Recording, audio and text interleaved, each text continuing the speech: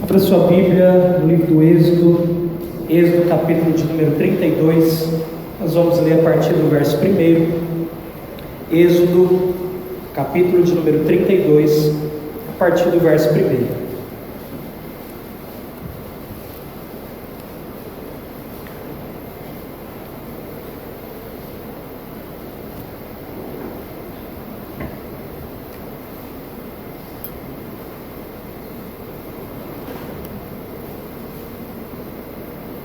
Todos encontraram?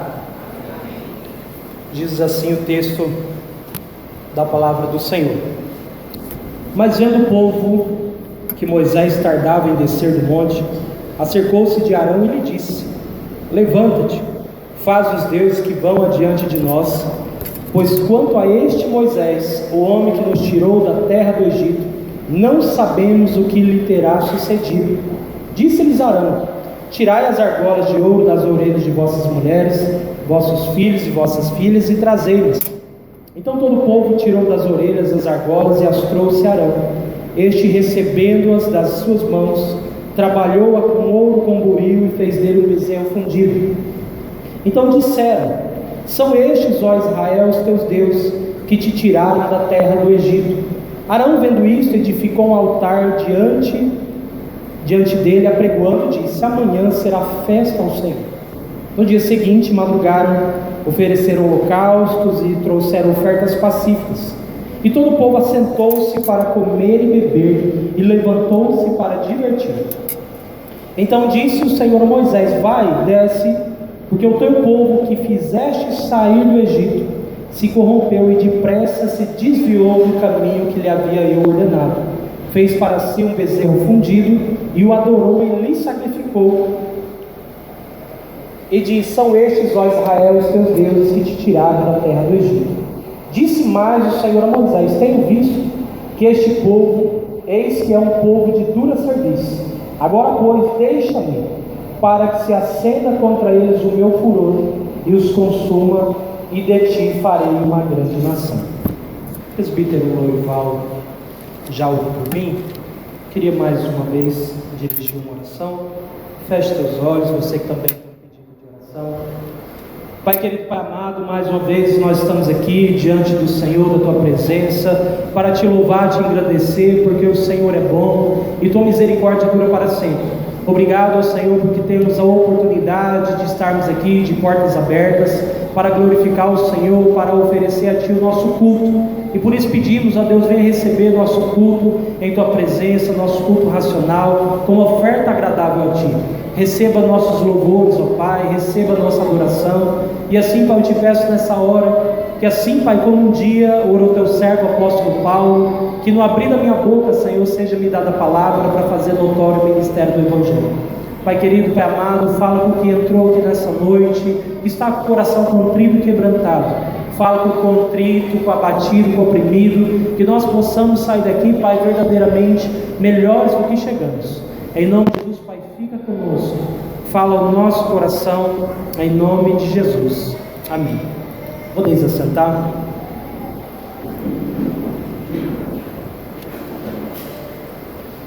Meus queridos, diz aí o pensador aí do século XIX, Karl Marx, dizendo que o homem é um ser contraditório. E nós olhamos na raça humana, verdadeiramente o homem é um ser contraditório. O homem, ele muda de opinião, ele muda de pensamento, muda de postura.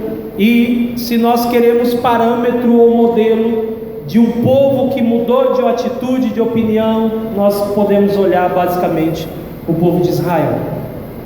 O povo de Israel ora estava com Deus, ora estava sem Deus, ora estava na presença de Deus, ora estava no paganismo. E aí nesse texto que nós lemos no capítulo 32, se nós quisermos entender ele, nós vamos ter que voltar lá no início do capítulo de Êxodo, onde começa narrando a história do chamado de Moisés, o Deus chamando ele, levantando ele e colocando Moisés e Arão diante de Faraó para conversar com o Faraó para libertar o povo de Israel. Você já sabe que lá no capítulo 12, Deus falando com Moisés, com Abraão, dizendo que o povo de Israel ficaria 400 anos cativo. E agora, nesse período todo, desses 400 anos, Deus levanta então Moisés para retirar o povo de Israel. E nesse intervalo que Deus quer tirar o povo de Israel, diz que o coração de Faraó está endurecido. O coração de Faraó está duro, ele não quer perder a sua mão de obra, ele não quer perder os seus escravos, ele não quer perder o povo que sempre esteve trabalhando para ele. Como que Deus então iria fazer para libertar o povo de Israel da mão de Faraó, desse qual não queria libertar o povo? Então Deus começa a fazer da seguinte forma: Moisés, fique preparado, que eu vou começar a mandar pragas sobre o Egito, porque dessa forma eu vou amolecer o coração de Faraó, e assim eu fazendo, o Faraó vai conseguir, ter o coração aberto para liberar vocês. Mas Moisés não sabia que essas pragas não seriam só uma. Moisés não sabia que nesse intervalo muitas coisas iriam acontecer, e que o próprio Deus endureceria o coração de Faraó, para que Faraó se segurasse, não liberasse, não libertasse esse povo, e esse povo então ficaria mais tempo cativo ainda. Então Deus começa a enviar algumas pragas para o Egito. E agora eu queria que você se colocasse no lugar do povo de Israel. Imagine que você era um desses cativos. Imagine que você está lá no Egito e que você tem um líder chamado Moisés e o irmão dele, no caso o sacerdote Arão, e você é um desses crentes que está lá no Egito agora para ser liberto. Então, quando eu falar do povo de Israel, você vai imaginar você. Imagine que você é um desses crentes que está lá no Egito junto com Moisés, prestes a ser liberto das mãos de Faraó. E Deus disse então para Moisés: Moisés, o negócio é o seguinte: eu vou mandar sobre o Egito pragas, mas Israel não será atingido. Então você já conhece o texto. Deus manda 10 pragas: piolhos, pulgas, transforma o rio em sangue, ele manda pestes, manda úlceras, manda moscas, manda tanta coisa. E aí você está vendo milagres ao vivo e a cores. Você está provando de milagres de camarote. E todo o Egito está sofrendo por causa das pragas, mas o povo de Israel está intacto. Se você estivesse lá vendo milagres na sua frente, sua fé ia estar grande ou estaria pequena? Grande ou pequena? Grande, milagre. Eu estou vendo milagre, glória a Deus. Você viu, Deus mandou no Egito e não acertou nossa casa, não acertou nossa plantação, não acertou nossos animais, não acertou nada nosso. Deus está conosco, glória a Deus. E esse povo está muito crente. A última praga, talvez a mais dolorida para o povo do Egito, foi a morte dos primogênitos. E é nesse momento onde nasce a chamada Páscoa. Deus diz para Moisés: Moisés, esta última praga vai ser a que vai libertar vocês. Você vai pegar um cordeiro, vai sacrificar ele, vai pegar o sangue, e em toda a casa, em todo umbral, no portal da casa, você vai passar sangue. E o anjo da morte vai sair à meia-noite no Egito. Toda casa que não tiver o sangue no umbral, a casa que não tiver sangue, o anjo vai matar. Todo filho macho do Egito, desde homens a animais, serão mortos nessa noite. Então diz que Moisés vai lá e instrui todo o povo tira sangue, passa nos umbrais das portas, e diz que quando o anjo da morte chega no Egito matando, ele encontra a casa do povo de Israel guardada de sangue, e diz que o anjo faz o quê? Passa por cima da casa do povo de Israel. Então essa palavra usada para dizer que o anjo passou por cima, que quer dizer pessar ou pechar, quer dizer passar sobre, é daí pessar que vai surgir e derivar a palavra Páscoa. Então o que era Páscoa? Foi o que? O primeiro livramento que Deus estava dando para Israel como constituição, nação já organizada. Então diz que o anjo passa por cima das casas do povo de Israel, e todos os meninos primogênitos do Egito morrem. Nessa noite houve um caos dentro do Egito. Todos os meninos machos, todos os meninos primogênitos morreram, e até os animais. E quando procuraram saber na casa do povo de Israel, estavam todos vivos. E você viu mais um milagre. Você provou que seus filhos e seu filho homem não morreu, porque Deus livrou ele novamente. Então imagine, meus amados, você está num ambiente onde 10 milagres aconteceram na sua frente. Eu fico imaginando, eu tento me colocar no lugar do povo de Israel e imaginar da seguinte forma: deveria ser glorioso eu estar lá provando de milagre diariamente. O povo de Israel era fruto de milagre, viveu o milagre.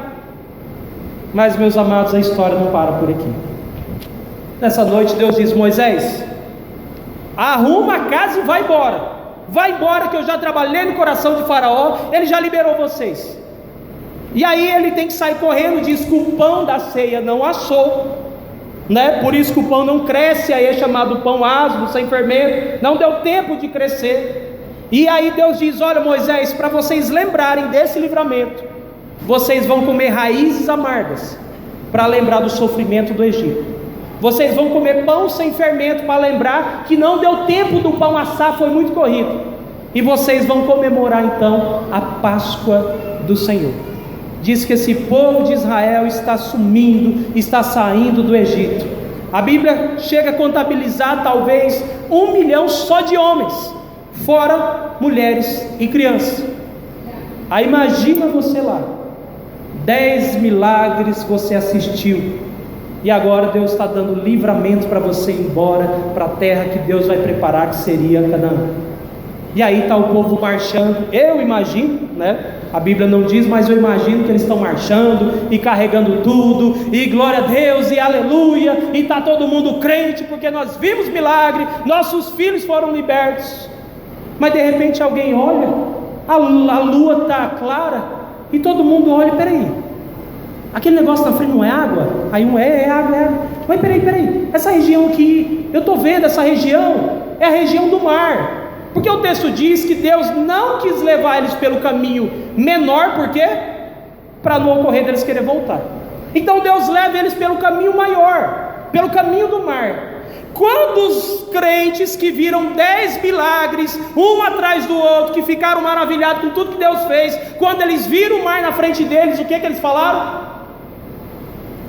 Capítulo 14. O que eles falaram? Alguém lembra? Moisés, não havia sepulcro no Egito para nós morrermos lá. Aí você nos traz aqui para o deserto para nós morrermos aqui. Você não está vendo o que tem à frente nossa? É o mar, Moisés. E outra, você está sabendo que Faraó está vindo aí atrás? Aí começa a turbulência do ministério de Moisés.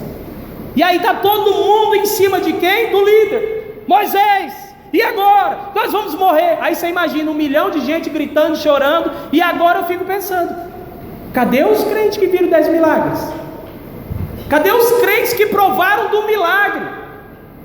Aí diz o texto que Moisés está apavorado também. Olha para Deus e fala: Senhor, e aí? Aí Deus fala o que para Moisés? Moisés, por que clamas a mim? Toca nas águas, e as águas se dividirão.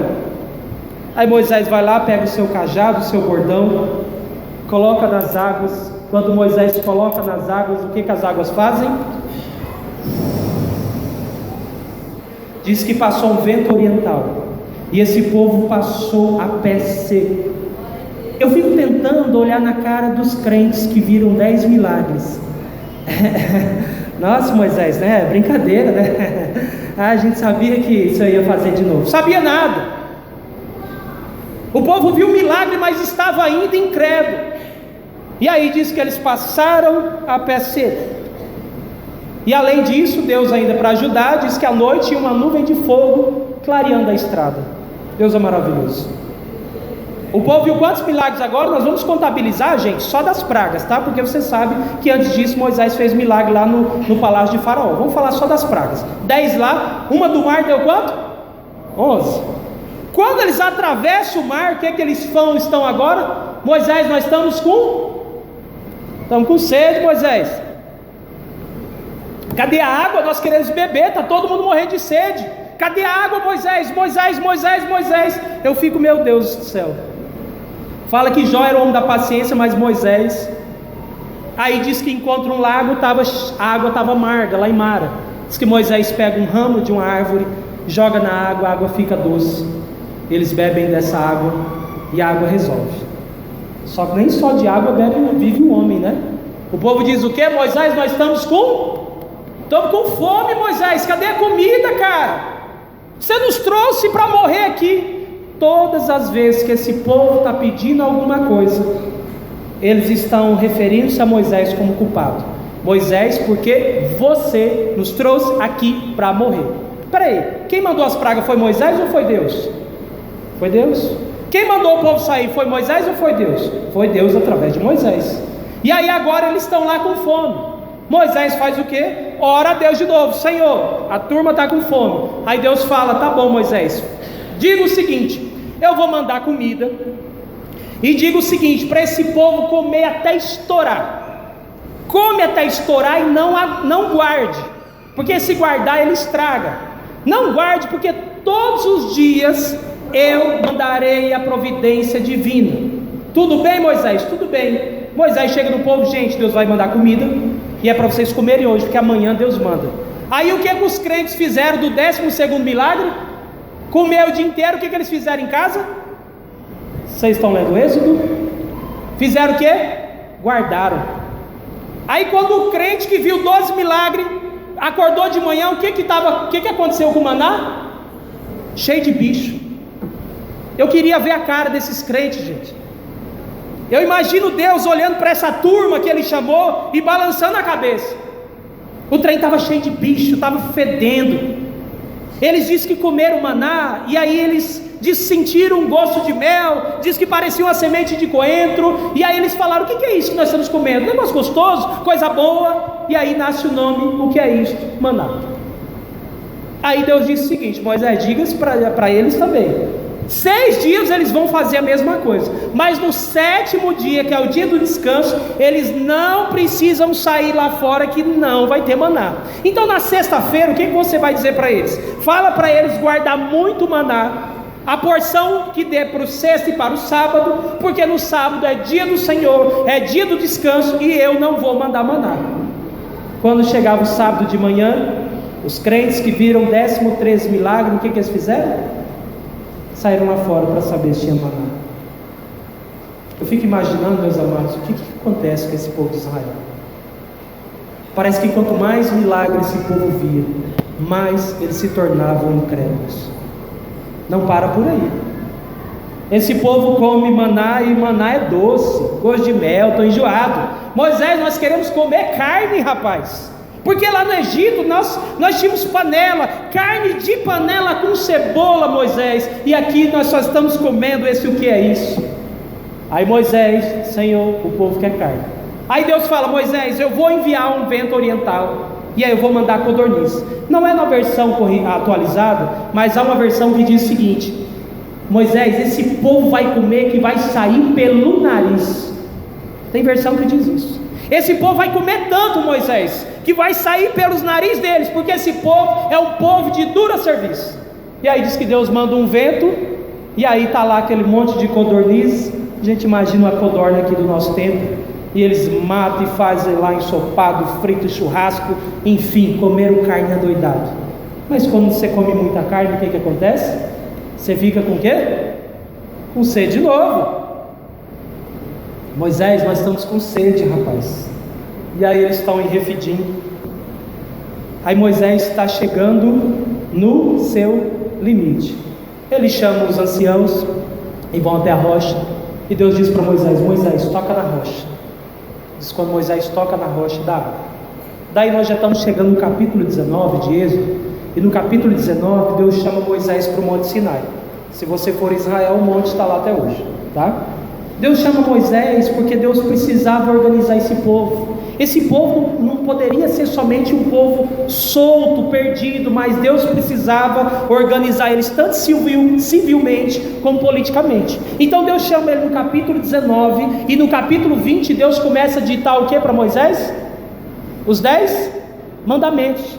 Mas aí diz que quando Moisés vai para o monte, Moisés diz para o povo: gente, eu vou subir para o monte, vou ter um tete a tete com Deus, e vocês ficam aqui embaixo. Não transponha o nível do monte, porque vocês vão morrer.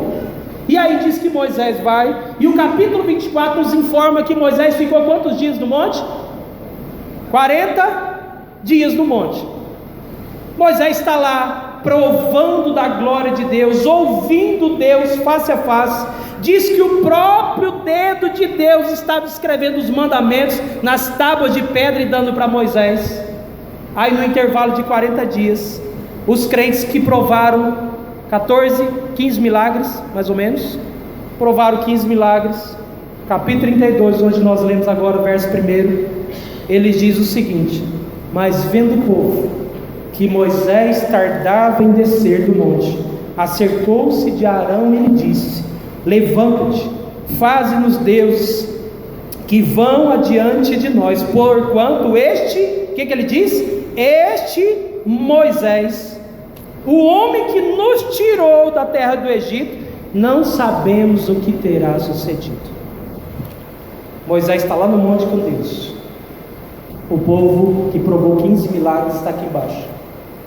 E nesse momento, meus amados, talvez uma das piores marcas da história de Israel está no capítulo de Êxodo 32. O povo pressiona Arão, que era um dos sacerdotes, e diz que então Arão: olha, vamos fazer o seguinte, eu quero ouro, pega aí brinco de todo mundo que tem, traga-me ouro. Diz que todo o povo, diz o verso de número 2, não, verso 3, diz que todo o povo, todo mundo contribuiu para o pecado, dá ouro para Arão. Arão faz um bezerro de ouro, e todo mundo olha para aquele bezerro e diz da seguinte forma: ó Israel, esses são os teus deuses que te tirou da terra do Egito. E esse povo então prepara um culto, e eles vão oferecer sacrifícios e holocaustos ao bezerro de ouro que eles mesmos criaram. Quando eles estão lá dançando no maior bacanal, porque diz a história que eles dançavam, e como eles estão no ambiente pagão, certamente eles estavam oferecendo um culto sensual que nós entendemos e conhecemos como bacanal. Deus diz para Moisés: Moisés, desce. Aí olha como que é interessante. Deus diz para Moisés: vai, desce, porque este teu povo, Deus já começa a olhar para o povo de Israel não mais como meu povo, mas Deus diz: este teu povo que fizeste subir do Egito se corrompeu. Moisés desce, vê a bagunça que está lá embaixo, já chama o responsável Arão: Arão, o que aconteceu? E Arão se desculpa: Moisés, esse povo é duro, esse povo é propenso ao mal, é um povo de dura serviço. Em outras palavras, me impressionaram, não pude fazer nada. E aí está aí. Então Deus nessa hora desejou eliminar a raça de Israel, e Moisés intercede diante do povo e diz: Senhor, lembra das promessas que o Senhor fez para o povo, lembra do que o Senhor prometeu para Israel. E aí aqui vai talvez encontrar umas palavras confusas no texto, que diz que Deus se arrepende, ou Deus se arrependeu. A palavra para arrependeu nesse texto quer dizer noham, quer dizer que houve um sentimento estranho ao coração de Deus. Como nós não temos linguagem humana para falar com Deus, a linguagem que Moisés consegue descrever, que ele recebe de Deus, é que Deus se entristeceu. Mas o nosso João Ferreira de Almeida vai traduzir por se arrependeu. Então Deus não se arrepende. Se Deus não se arrepende, Ele não pode ser Deus. Então, talvez a gente só vai descobrir isso consultando o texto mais próximo, etc. Mas enfim, Moisés intercede, e Deus então resolve perdoar esse povo mais uma vez. Mas a consequência fica. Diz que Moisés derrete o bezerro de ouro, põe ouro na água e manda todos os idólatras beberem. E naquele dia morreu quase 3.000 homens. Diante desse texto, eu queria meditar com você nessa noite sobre o desafio de ter os olhos fixos em Deus. Vamos repetir? O desafio de ter os olhos fixos em Deus. Meus amados, quando os nossos olhos não estão em Deus, nosso coração cria um Deus para si. Quando nossos olhos não estão em Deus, nosso coração cria um Deus para si. Olha o que diz o verso 1: mas vendo o povo que Moisés tardava em descer do monte, acercou-se de Arão e lhe disse: levanta-te, faz-nos Deus que vão adiante de nós, porque quanto a este Moisés, o homem que nos tirou do Egito, não sabemos o que terá sucedido. Enquanto Moisés está 40 dias na presença de Deus, um povo que deveria estar na presença de Deus está se corrompendo. Eu fico pensando e fico tentando imaginar, por que é que esse povo vê tanto milagre, tanta bênção, prova da bênção diariamente, mas nesse exato momento eles simplesmente esquecem de Deus? A partir do momento que teus olhos perdem o foco, que teus olhos saem de Deus, os teus olhos começam a criar alguma coisa que vai substituir Deus na sua vida. Olha o que esse povo está fazendo: estão criando um bezerro de ouro, e ainda estão chamando ele de Deus, e estão dizendo que ele é o Deus, porque perderam os olhos que estavam e que deveriam estar somente em Deus. Por que é que esse povo prova de tanto milagre, mas nesse exato momento parece que eles nunca serviram ao Senhor? O povo não estava com os olhos fixos em Deus. E eu quero dizer para você, meu amado, que se milagre fosse fator para alicerçar a fé de alguém, Israel nunca teria desviado. Se milagre fosse fator para alicerçar a fé de alguém, Israel nunca teria desviado. Quanto mais Israel via milagre, mais esse povo dava as costas para o Senhor. O povo constrói no coração o desejo de substituir Deus. De repente você pode falar: pastor, eu não criei nenhum bezerro de ouro, eu não tenho imagem, eu até detesto, eu tinha isso quando eu era católico. Pastor, negócio de imagem é coisa de católico. Meu amado, se você não sabe, a palavra ícone, que vai derivar ídolo, quer dizer qualquer coisa que possa tomar o lugar de Deus. Talvez nós falamos que quem é idólatra, quem adora imagem é católico, quem venera imagem, quem acende vela para imagem pode ser católico. Mas de repente eu e você não temos imagem em casa, talvez eu e você não acende vela para imagem, mas o nosso coração muitas vezes está criando ídolo, e nós estamos adorando esses ídolos. Tudo aquilo que tomar o lugar de Deus na sua vida se tornou um ídolo. Seu ídolo, meu amado, pode ser a sua casa, seu ídolo pode ser seu carro, pode ser bens materiais, pode ser sua profissão, pode ser o seu cargo, pode ser qualquer coisa na sua vida. Tudo aquilo que tirar o lugar de Deus se torna um Deus para você. Tudo aquilo que tirar o lugar de Deus se torna um ídolo. E aí, quando nossos olhos não estão em Deus, nossos olhos começam a criar ídolos nessa terra. Por que é que as pessoas estão dando as costas para Deus? Porque elas criaram tantos ídolos para si mesmas, que elas nem têm mais olhos para o Senhor. E quando nossos olhos não estão em Deus, nosso coração começa a criar ídolos para si. De repente você teve a curiosidade: por que é que esse povo cria um bezerro? Por que bezerro? Não uma galinha, uma anta, uma capivara, né? Vamos falar do nosso contexto aqui. Tem um porquê do bezerro, gente.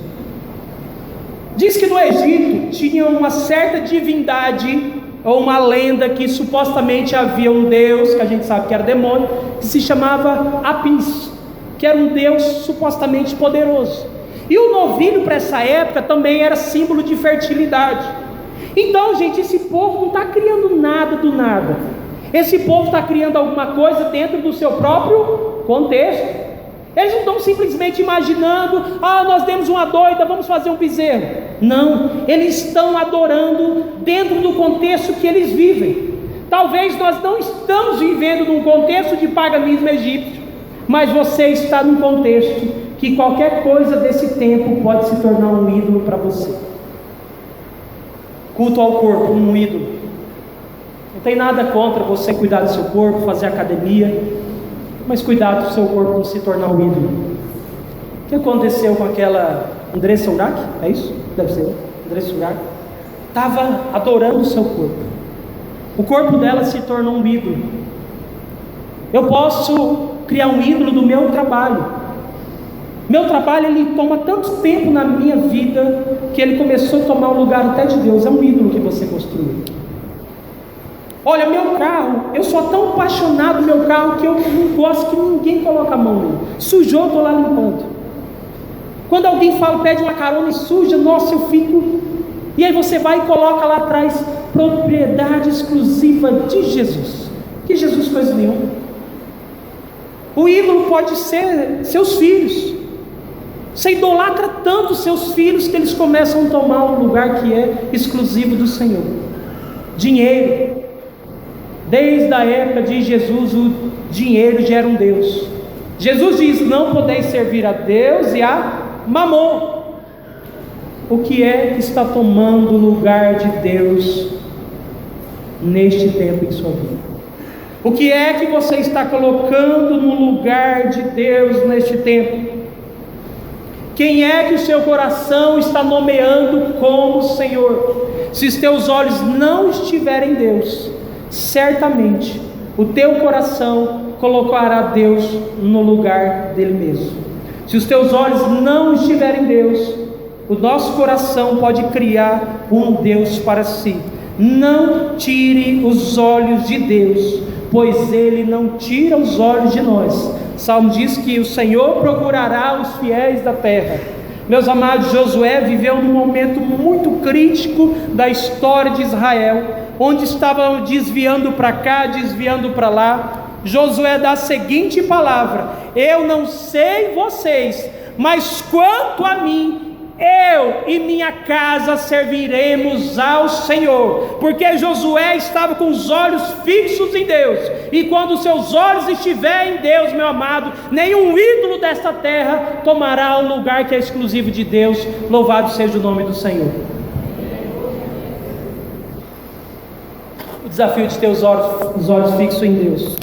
Quando nossos olhos não estão em Deus, investimos o que temos de melhor em nossos esforços no Deus que criamos para nós. Vou repetir: quando nossos olhos não estão em Deus, nós investimos o melhor que temos e os nossos esforços no Deus que criamos para nós. Olha o que diz o verso 2 e 3: disse-lhes Arão: tirai as argolas de ouro das mulheres, de vossas mulheres, dos vossos filhos, vossas filhas, trazei-las.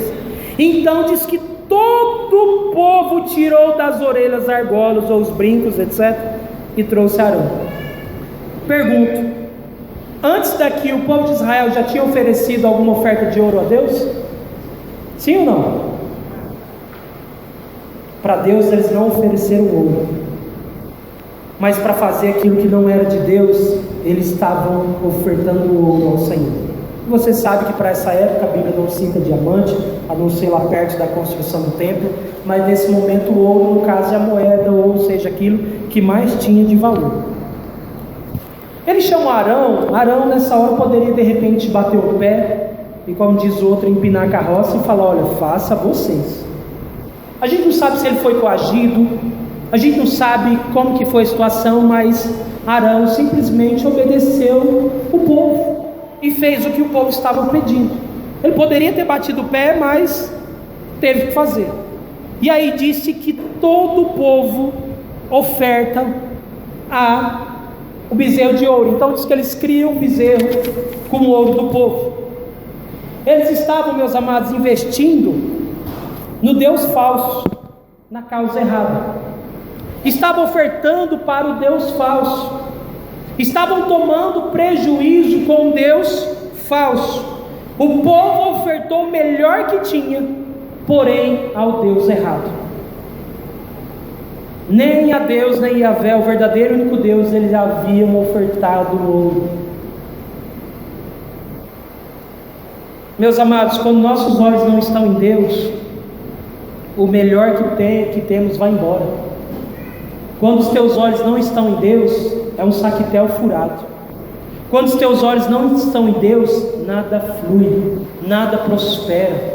O diabo leva embora. O diabo está levando o que eles tinham de melhor e mais valioso, é ouro. E eles estão empolgados, se esforçando para oferecer e ofertar numa causa errada.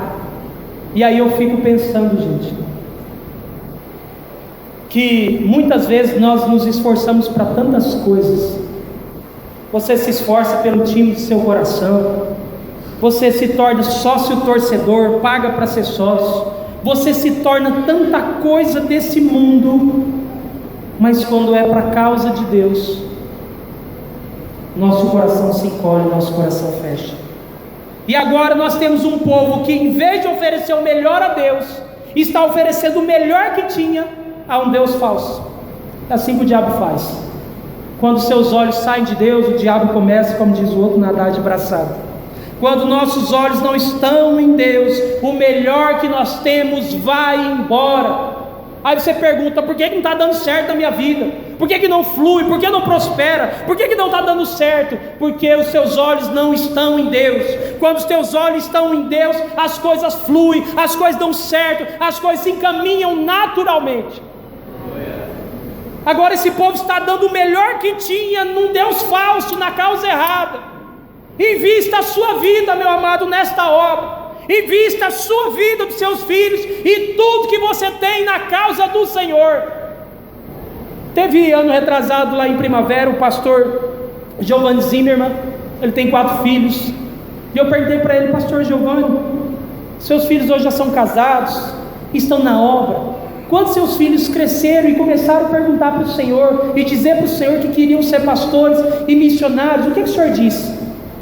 A minha imagem ou o meu pensamento acerca do pastor Giovanni é que ele iria falar da seguinte forma: tá louco? Eu repreendo em nome de Jesus. Vai ser médico, vai ser doutor, vai ser isso, vai ser aquilo.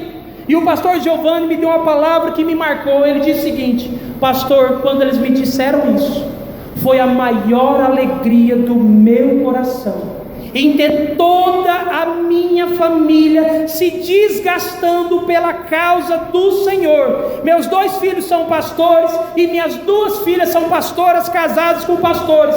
Eu e minha casa estamos servindo ao Senhor. Quando os teus olhos não estão em Deus, meu amado, você se esforça para tudo no mundo, menos pela causa dele. E aí nós começamos a brigar daqui, brigar dali, picuinha daqui, picuinha dali, enquanto nós devemos nos esforçar pela causa certa, que é a causa do reino de Deus. Eu fico imaginando o que deu na cabeça desse povo, gente. Esse povo está vendo um milagre, esse povo está vendo a glória de Deus, mas esse povo está investindo em coisa que não agrada a Deus. Meu amado, todo mundo consegue investir naquilo que gosta. Se os teus investimentos não são da obra do Senhor, a obra do Senhor nunca foi prioridade para você. Há uma pesquisa, quer dizer que é antiga já, mas que diz que o brasileiro investe menos que uma latinha de Coca-Cola por mês na obra missionária. É velha? Pode ser que isso melhorou, mas no tempo que eu vi, se eu não me engano, a janela 10/40, o brasileiro investe menos que uma latinha de Coca-Cola na obra do Senhor. E quando nossos olhos não estão em Deus, nós vamos investindo e vamos se doando, e vamos trabalhando, e vamos fazendo. E de repente o diabo vem, puxa o tapete e vai tudo embora. Eles tiveram o ouro de volta? Beberam o ouro. O ouro foi dissolvido, perderam tudo aquilo que eles tinham investido, que não era no reino de Deus. O reino de Deus, meu amado, é o melhor investimento que você possa fazer nesta terra. Eu tenho orgulho de dizer que a Rebeca, com 4 anos, fala para mim: pai, eu vou ser cantora e a Joana vai ser pastora. Meus queridos, se elas chegarem a crescer e falar: pai, eu quero estudar, fazer uma faculdade, e eu vou falar: filhas, glorifica o Senhor com a sua faculdade. Mas se elas falarem: pai, nós queremos servir ao Senhor, será o maior orgulho do nosso coração, porque nós entendemos que não existe causa melhor nesta terra do que a causa do reino de Deus. Então onde é que estão os teus olhos nessa noite? Teus olhos estão em Deus? Os teus olhos estão nas coisas dessa terra? Quando nossos olhos não estão em Deus, nós investimos o melhor do que temos e nosso esforço no Deus que criamos para nós. Começa a voltar teus olhos para a obra de Deus. A gente está assistindo aí de camarote o Estado Islâmico matando, fazendo tudo no mundo. Você sabe que é óbvio que é final dos tempos, permissão do Senhor. Nós estamos aqui com a igreja de portas abertas, esse som, e aí nós estamos vendo gente morrendo por causa do Evangelho. E a gente, eu estou falando porque lá em Primavera acontece isso. Eu não estou aqui para saber o que está acontecendo aqui. Estou falando de Primavera. Domingo à noite o cidadão não quer ir na igreja porque estava cansado. Domingo à noite o camarada não quer ir na igreja porque ele vai assistir Fantástico, vai assistir não sei o que lá, porque ele vai não sei para onde, porque ele quer fazer um churrasco. Meu amado, não sei se você sabe, o dia que o pastor Florencio estava aqui, as igrejas de Angola ficaram 90 dias fechadas. O povo não tinha lugar para cultuar porque foi proibido. E nós estamos investindo tudo no mundo, mas menos no reino de Deus. Quando é que nosso coração vai se voltar para Deus? Quando é que o nosso coração vai estar de novo fixos em Deus, meus queridos? Volte teus olhos para o Senhor nessa noite, para a gente finalizar. Quando os nossos olhos não estão em Deus, a glória é dada ao Deus que criamos para nós. Quando nossos olhos não estão em Deus, a glória que era do Deus verdadeiro é dada ao Deus que criamos para nós. Olha o que diz o verso 4 e 5. Este, recebendo-a das suas mãos, trabalhou o ouro com buril e fez dele um bezerro fundido. Então disseram: são estes, ó Israel, os deuses que te tiraram da terra do Egito. Arão, vendo isso, edificou um altar diante dele, apregou dizendo: amanhã nós vamos fazer uma festa. No dia seguinte, que hora que eles levantaram? Madrugaram e ofereceram holocaustos e trouxeram ofertas pacíficas. E o povo assentou-se para comer e beber e levantou-se para divertir. Depois do ídolo pronto, a gente precisa comemorar, a gente precisa fazer uma festa. E o ídolo que eles adotaram foi o bezerro de ouro. Eles olham para aquele bezerro e dizem: Israel, esse aqui é teu Deus, este é teu Deus, mas esse aí que está lá com Moisés. E ele diz, o pessoal diz, quanto a este Moisés, eles não dizem o líder Moisés, mas eles estão dizendo quanto a este, a gente não sabe. Mas agora o Deus que nos tirou do Egito é essa peça aqui que nós mesmos fizemos. Engraçado que eles criam o bezerro e eles agora estão fazendo o que? Um culto. Eles estão fazendo uma oferta, um sacrifício. E aí eu fico nesse texto do verso 6 impressionado, que diz que esse povo levantou de madrugada, meus queridos, para cultuar, oferecer holocaustos e ofertas e fazer festa para um Deus que na verdade nem existia. Você está me entendendo? Quando nossos olhos não estão em Deus, a glória é dada ao Deus que criamos para nós. O povo não tem capacidade de vir no culto, mas para levantar de madrugada, para oferecer culto a Deus falso, diz que Israel se levantou. Ofereceram ouro, fizeram holocaustos e sacrifício de madrugada, e ainda fizeram a festa o dia inteiro para um suposto Deus que eles mesmos criaram. Quando os teus olhos fugirem de Deus, teu coraçãozinho vai se inclinar e você vai dar glória para aquilo que você está inclinado. Esse aqui é nosso Deus, esse aqui sim. E a Vé que nada. Quem nos tirou do Egito foi isso aqui. Aí de repente vamos traduzir para o nosso contexto, para você entender. Nossa, irmão, você está bem agora, né? Puxa vida, Deus te abençoou. Abençoou que nada, eu trabalhei, eu estudei, eu passei no vestibular, eu passei no concurso. Foi eu, não foi Deus. Nossa, hein, você teve filhos bonitos, né? Puxa, que Deus te deu. Deus me deu nada, é meu, é coisa minha e da minha mulher. Deus tem nada a ver com isso. Quando nossos olhos não estão em Deus, nós tiramos a glória de Deus.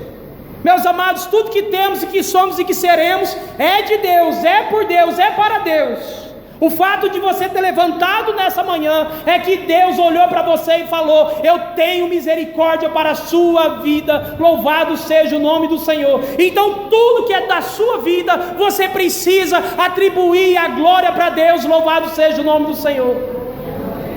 Para quem que você está dando a glória? Quem é que você está glorificando? É você mesmo? São os seus méritos, seus esforços, ou é ao Senhor? Quando nossos olhos fogem de Deus, nossos méritos chegam aqui, ó. Eu fiz, eu faço, eu sou, eu isso, eu aquilo. Mas quando nossos méritos estão em Deus, Deus fez, Deus faz, Deus isso e Deus aquilo. Há uma grande diferença, meu amado, a quem você está dando a glória que é devida ao próprio Deus. Os versos para frente, que eles estavam dançando. Eu imagino o pessoal, tipo aquelas danças do índio. E o culto antigo, o culto pagão, como eu já falei um pouco, era o culto da promiscuidade, do bacanal. Ou seja, ninguém era de ninguém.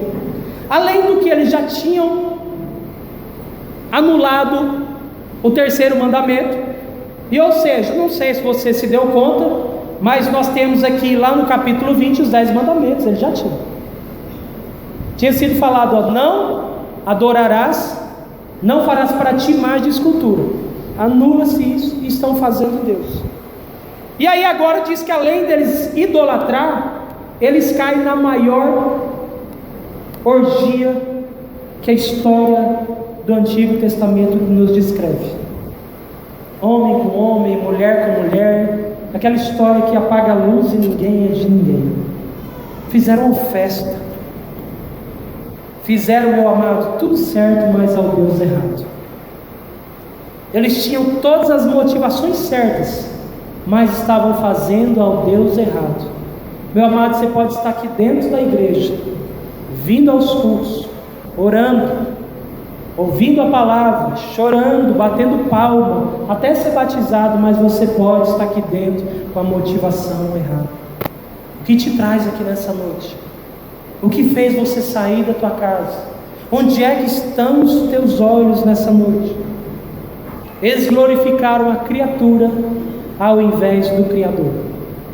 Eles deram mais glória à criatura do que ao Deus que os criaram. Deram as costas a Deus e glorificaram a criatura no lugar do Criador. E eu te pergunto, o que você tem glorificado? A Deus ou aos seus ídolos? Qualquer coisa que esteja roubando o lugar de Deus é um ídolo. Qualquer coisa que esteja roubando o lugar de Deus na sua vida, isso chama-se ídolo, isso se chama-se idolatria. Você pode estar dentro da casa de Deus, idolatrando inclusive a casa de Deus. Israel não foi um idólatra pela casa de Deus, e quando Deus disse para Israel que iria destruir o templo de Israel através de Jeremias, o que o povo fez com Jeremias? Que destruir que nada. Deus ama, essa aqui é a casa de Deus. O povo se agarrava naquilo. O dia que Jesus disse que o templo seria destruído e em 3 dias seriam edificados, eles queriam linchar Jesus. O templo não. Aí tem gente que segura: a igreja é minha, o púlpito é meu, não mexa.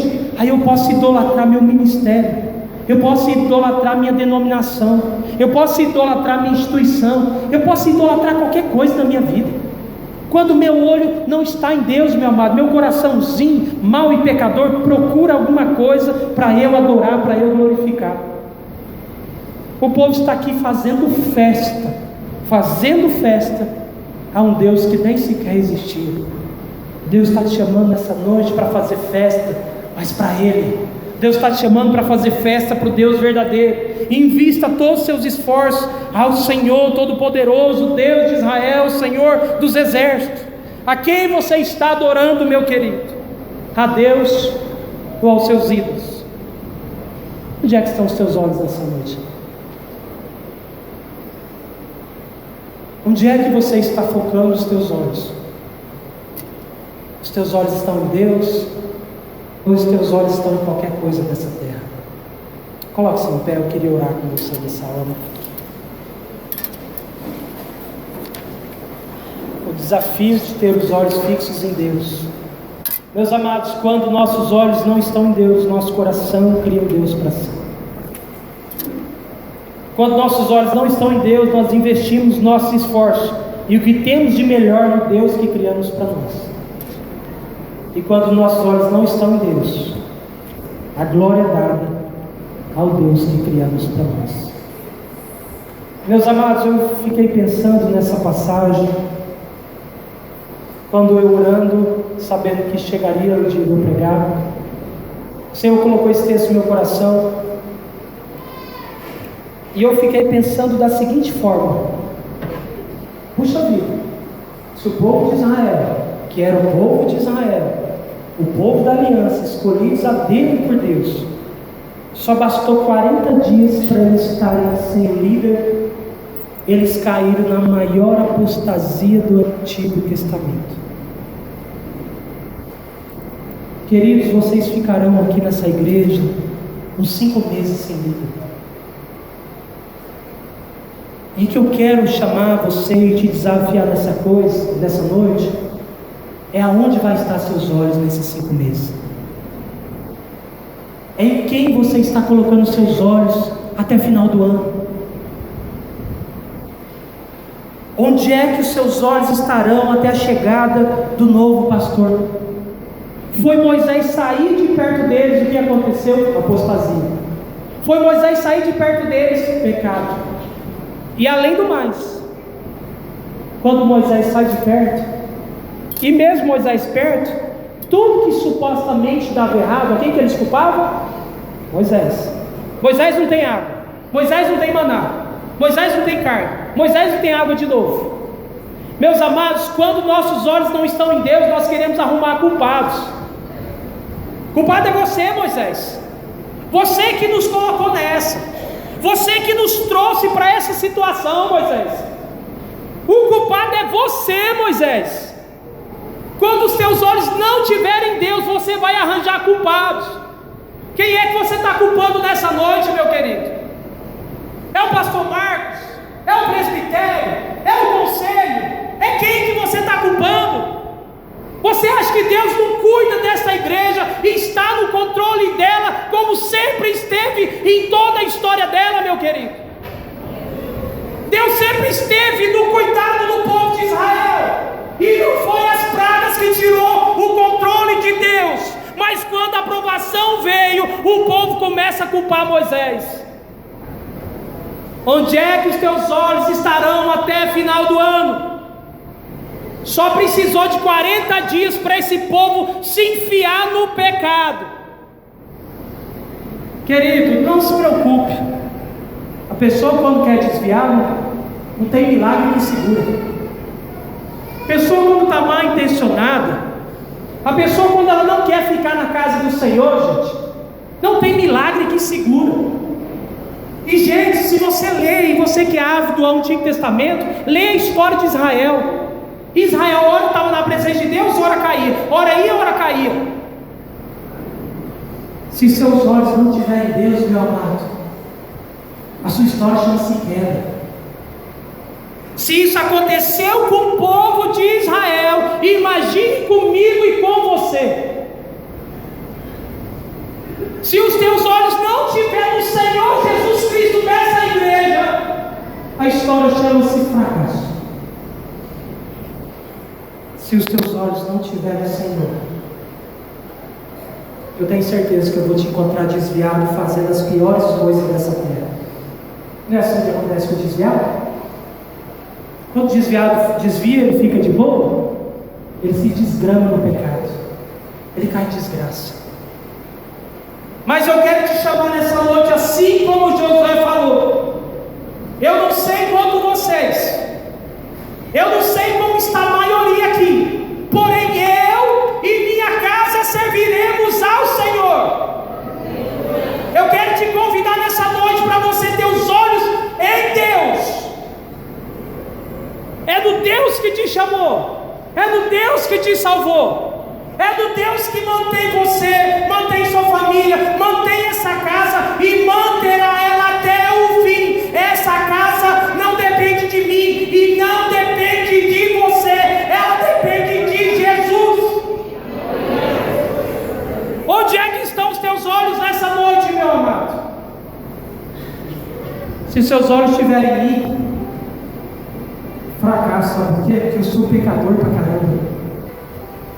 Talvez eu tenha cara de bonzinho, eu sou pecador igual você. Se seus olhos estiverem nos presbíteros, fracasso. Se seus olhos estiverem nos diáconos, fracasso. Se seus olhos estiverem nas mulheres, fracasso. Se seus olhos estiverem nas crianças, fracasso. Agora, se os teus olhos estiverem em Deus, é vitória em nome de Jesus. Onde é que estão os teus olhos nessa noite?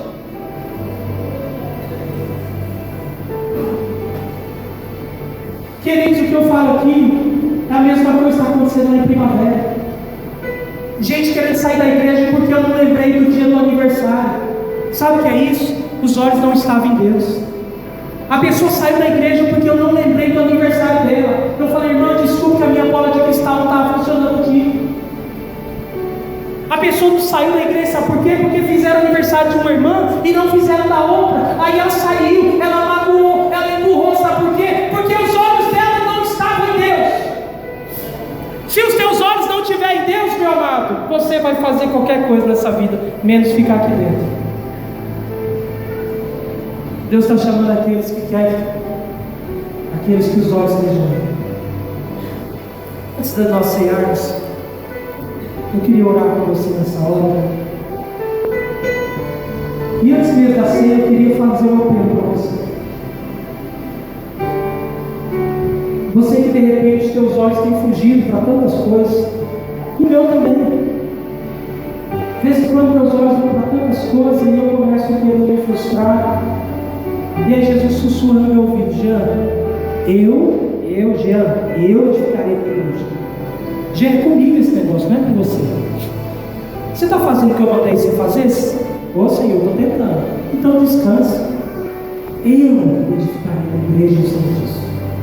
Então eu queria orar com você agora, você que de repente esteve com os olhos, não em Deus, mas em problemas, em tantas coisas dessa vida, dessa terra, coisas relacionadas à igreja. Se os seus olhos estavam fugindo de Deus, eu queria convidar você a vir aqui na frente. Eu queria convidar a Sueli, o meu ministério de louvor. Antes da ceia, vamos cantar uma canção. E eu queria orar com você. Hoje é noite do concerto. Hoje é noite de nossos olhos tomarem uma direção. Hoje é noite de nossos olhos estarem fixos em Deus. Em nome de Jesus. Ministério de louvor está aqui. Vamos lá. Se você desejar se humilhar na presença do Senhor e trazer seus olhos à presença de Deus, eu queria orar com você nessa hora.